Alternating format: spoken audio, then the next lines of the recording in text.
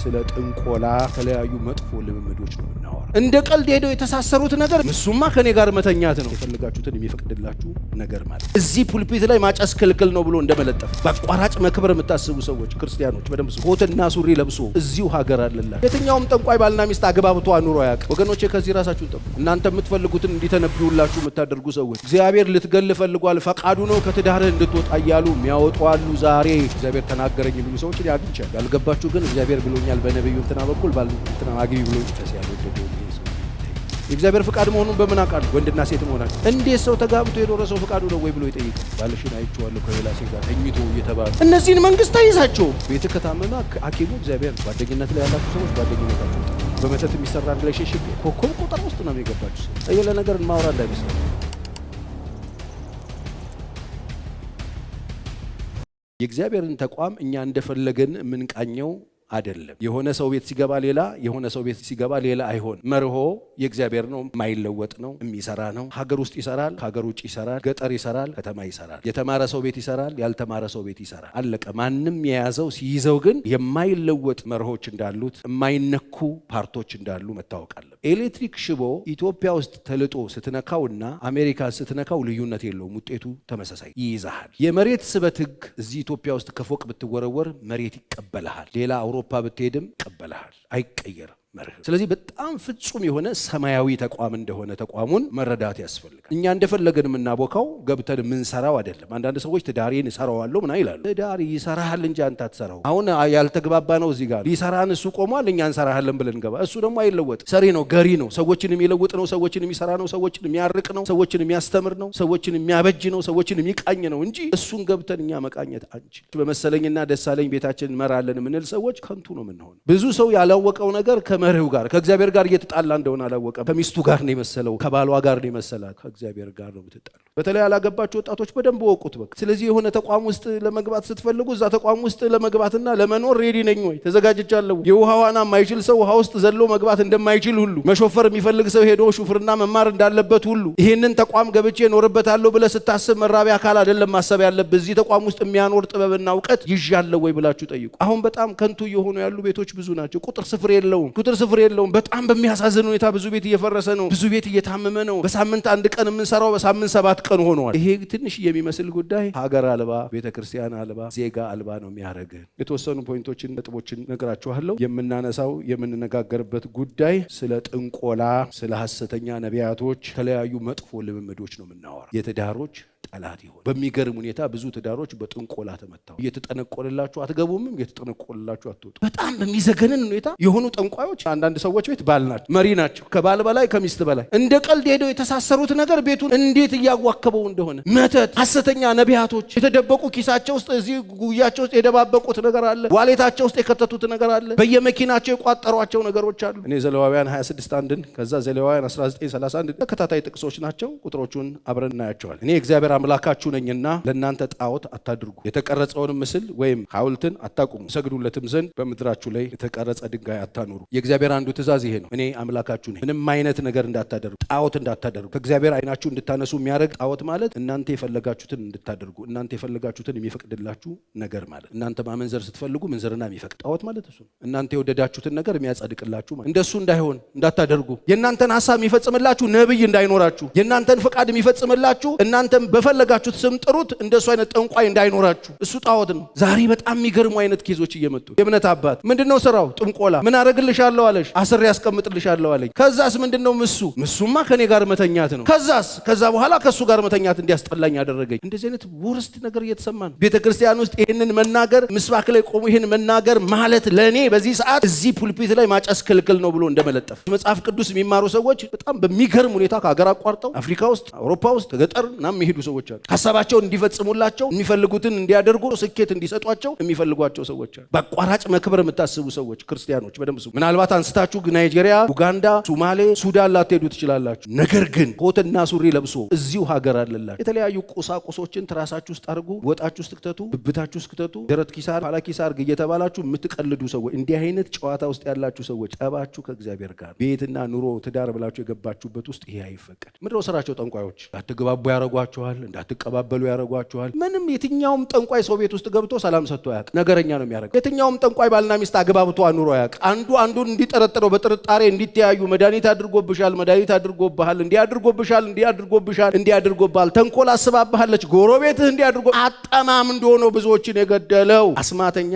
መተተኛ። ወገኖቼ ከዚህ ራሳችሁን ጠብቁ። እናንተ የምትፈልጉትን እንዲተነብዩላችሁ የምታደርጉ ሰዎች፣ ውሸታችሁን እውነት እንዲያደርጉላችሁ የምትተነብዩ ሰዎች፣ ሐሰተኛ ነቢያቶች ማለት እነሱ ናቸው። ስታጎርሷቸው ትልልቅ ነገር የሚናገሯችሁ ሰዎች እግዚአብሔር ልትገል ፈልጓል ፈቃዱ ነው ከትዳርህ እንድትወጣ እያሉ የሚያወጡ አሉ። ዛሬ ከረንትሊ የ5 እና የ6 ልጆች አባትና እናት የሚያለያዩ ወንበዴዎች፣ ስለ ከርሳቸው ከነከሱ በጣም ብዙ ነገር የሚናገሩ ሐሰተኛ ነቢያቶች ጠንቀቁ። ሚስትህን በጥርጣሬ አይን እንድታይ ካደረገ እሱ ነው ሐሰተኛ። ቃል ኪዳን ባልሽን በጥርጣሬ እንድታየው ካደረገ እሱ መልእክተኛ አይደለም፣ ሐሰተኛ ነው። ይቅርታ እንዳትጠያየቁ ካደረጉ እሱ ነው ሐሰተኛ የሚባለው። በምንም ታምር እግዚአብሔር በትንቢት ሰዎችን ቤት አያፈርስ። ዛሬ በትንቢት ፈርስ። እግዚአብሔር ተናገረኝ የሚሉ ሰዎች አግኝቻለሁ። ጌታ ነው ያለኝ በቃ መጀመሪያ በደንብ ሴት አፕ ሰርተው ይሰሩልሃል። የሚመስል ነገር ያደራረጉልህና ኑሮውን ልጆችህን ህይወት ደምህን ነው የሚጠቡት። ሐሰተኛ ነቢያቶች ቤታችሁ ውስጥ ያስገባችሁ ሰዎች ኑሮአችሁን የሚበጠብጡባችሁ ያለ እነሱም አትንቀሳቀሱ። እናንተ ደግሞ የለመዳችሁ ከጥንቆላው አይለይ ውጤቱ እሱ። ጌታ ውጪ ብሎሻል ተብለው የወጡ ሰዎች ገዳዬ ናት ተብለው 20 ምናምን ዓመት 25 ዓመት የኖሩ ቤቶችን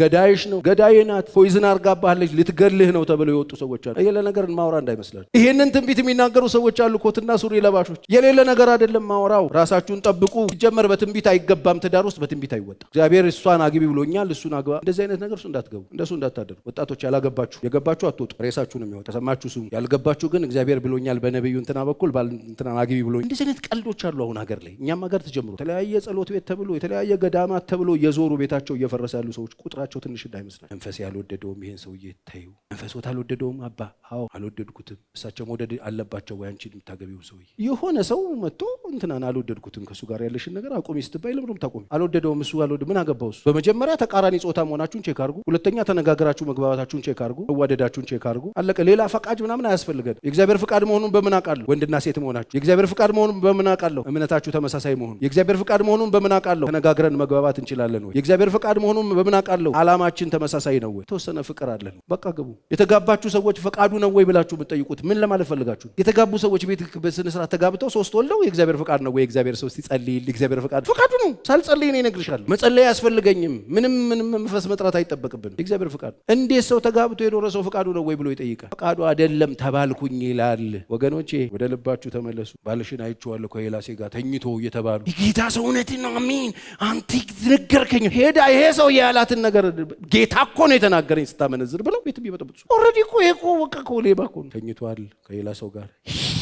ጌታ እግዚአብሔር ማን ነው?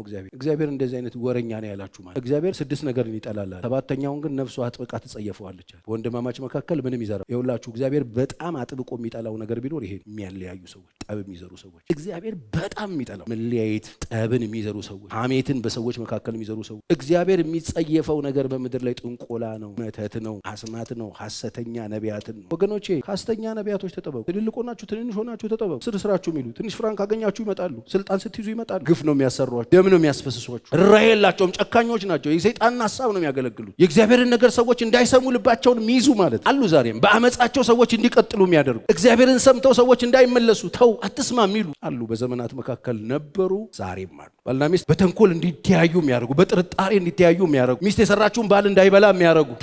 ተነግሮት ነው የመጣ ፖይዝን ታረጋለች ተብሎ የልጆቹን እናት የሚፈራ ሰው እኮ ተፈጥሯል። ወገኖቼ ቤታቸውን እኮ እያስጣሉ እያወጧቸው ነው። ልጆች እኮ እየበተኑ ነው። እነዚህን መንግስት አይዛቸው እወቁ። መንግስት አይዛቸው ሲጀመር አያውቃቸው። ይህንን የሚያውቀው እግዚአብሔር መንፈስ ብቻ። አይነ ሲከፈት ብቻ ነው የምታውቀው። ምንድነው የምትነግረን? ቻሬ ከአጓጉል ልምምድ ራሳችሁን ጠብቁ። ከእግዚአብሔር ውጪ አምላክ የለም። እግዚአብሔር የሚለይ ጣዖትን ከህይወታችሁ አርቁ። ከእግዚአብሔር ድምፅ ይልቅ ሌላ ነገር እንድትሰሙ የሚያደርግ ነገርን ከኑሯችሁም ከአካባቢያችሁም አርቁ። የማይሆን ድምፅ ሰምታችሁ ቤታችሁን፣ ኑሯችሁን፣ ህብረታችሁን፣ ጓደኝነታችሁን ልታጠፉ ያላችሁ ሰዎች እናንተ ነው የቆምኩት እዚህ ጋር። አንዳችሁ እንድትፈሩ ያደርጋችሁ ምን ሰምታችሁ ምን አዳምጣችሁ? የማይሆን ነገር የማይሆን ልምምድ ውስጥ የገቡ ሰዎች አሉ። ቤት ከታመመ ሐኪሙ እግዚአብሔር ነው። በጥንቆላ የሚመራ ትዳር የለም። በአስማተኛ የሚመራ ትዳር የለም። በቁሳቁስ የሚመራ ትዳር የለም። ዋሌት ውስጥ በሚያዝ መድኃኒት የሚመራ ትዳር የለም። ትዳር የሚመራው በመርህ ነው። መርሆ ያየኸውን መረዳትና መማር ነው እንጂ ቁጭ ብሎ ትዳርህን አሪፍ ለማድረግ ትዳርህን አኖረዋለሁ ብለህ አምጥተህ ቤትህ ላይ መርዛት ነስንስ። ቆሻሻ ቤታችሁ ውስጥ አታስገቡ። ያ ቆሻሻ ልጆቻችሁን ይገልባችሁ፣ ኑሯችሁን ይበትንባችኋል። ጤናቸውን ንብረታቸውን ያጡ ስፍር ቁጥር የላቸውም። አሁን ይህን ሳወራ የሚገባቸው ሰዎች አሉ።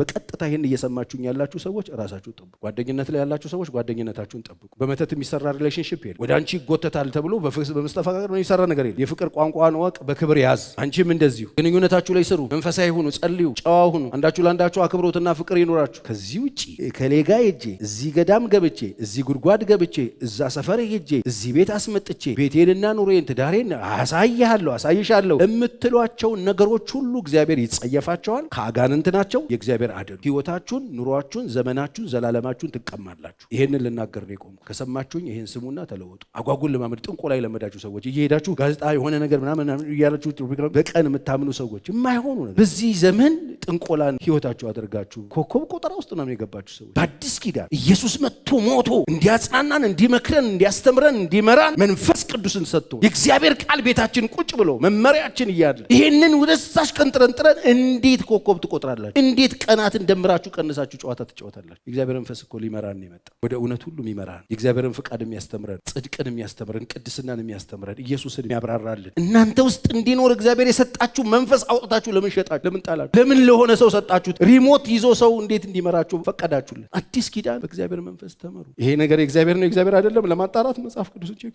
እግዚአብሔር ይርዳ። አስተዋል እግዚአብሔር ይስጠን።